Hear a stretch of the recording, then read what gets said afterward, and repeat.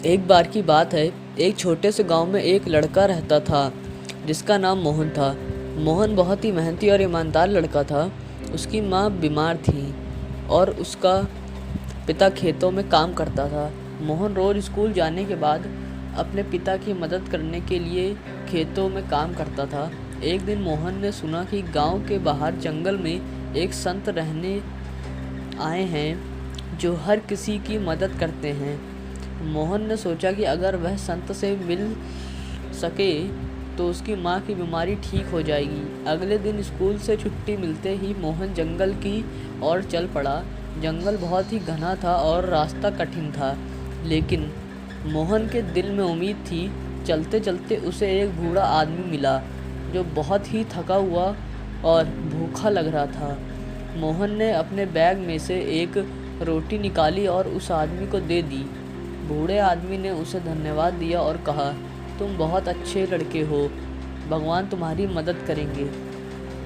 आगे बढ़ते हुए मोहन को एक नदिया मिली जो बहुत तेज बह रही थी।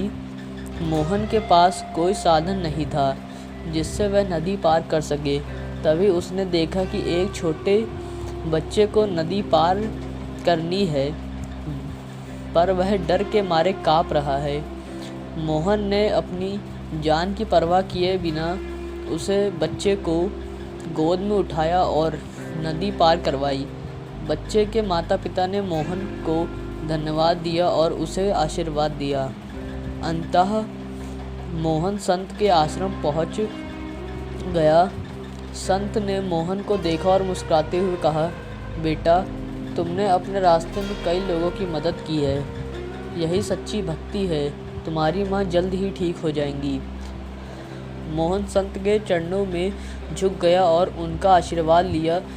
जब वह घर वापस लौटा तो उसने देखा कि उसकी माँ पहले से काफ़ी स्वस्थ लग रही थी।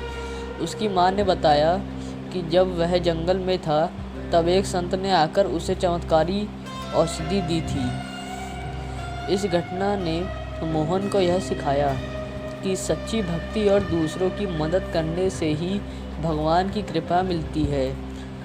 उसने निश्चय किया कि वह हमेशा दूसरों की मदद करेगा और अपने गांव का नाम रोशन करेगा।